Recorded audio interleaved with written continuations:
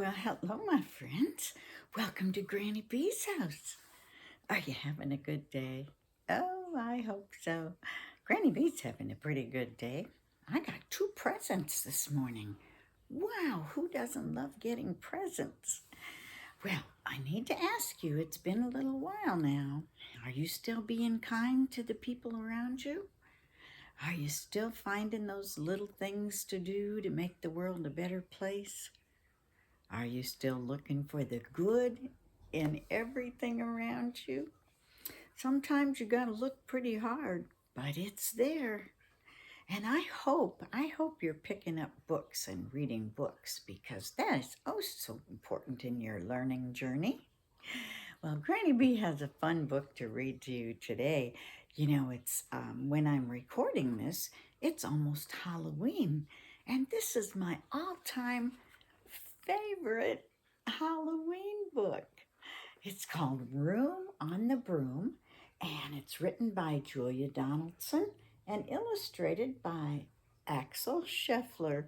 And oh, I have so much fun reading this in the classrooms, and the students helped me go whoosh, they were gone.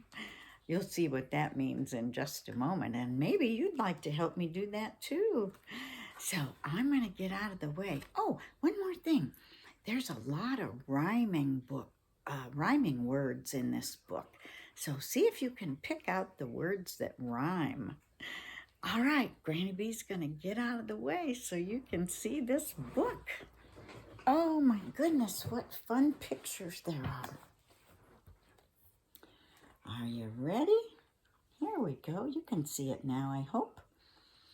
The witch had a cat and a hat that was black, and long ginger hair in a braid down her back. How the cat purred, and how the witch grinned, as they sat on their broomstick and flew through the wind. But how the witch wailed, and how the cat spat, when the wind blew so wildly, it blew off the hat.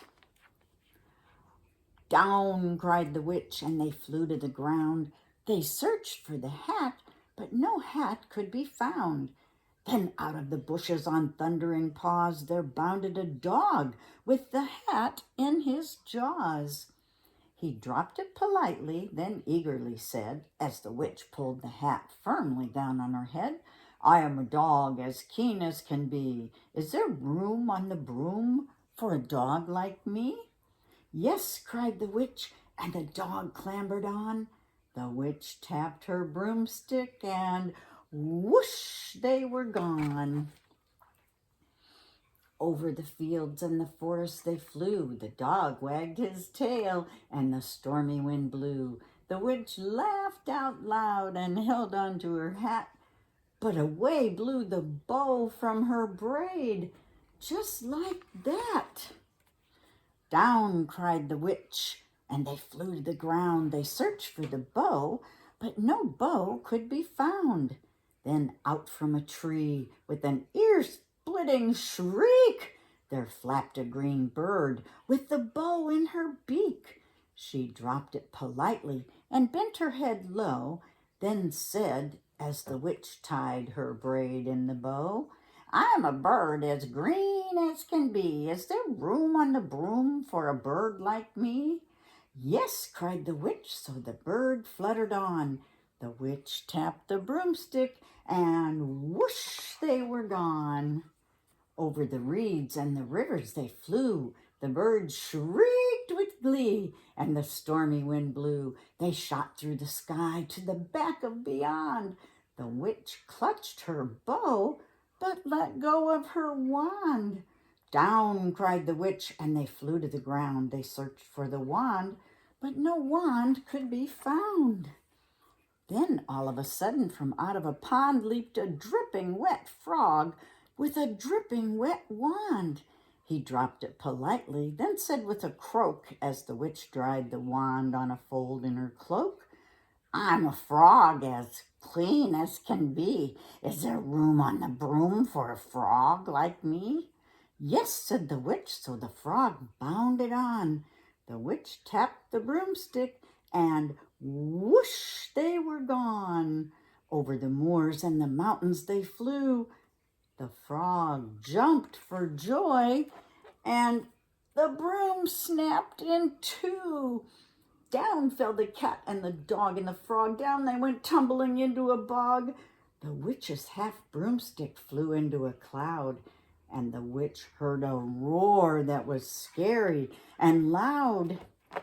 I am a dragon as mean as can be, and which with French fries tastes delicious to me.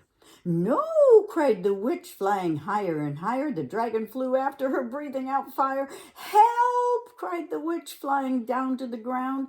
She looked all around, but no help could be found. The dragon drew near with a glint in his eyes and said, just this once I'll have witch without fries.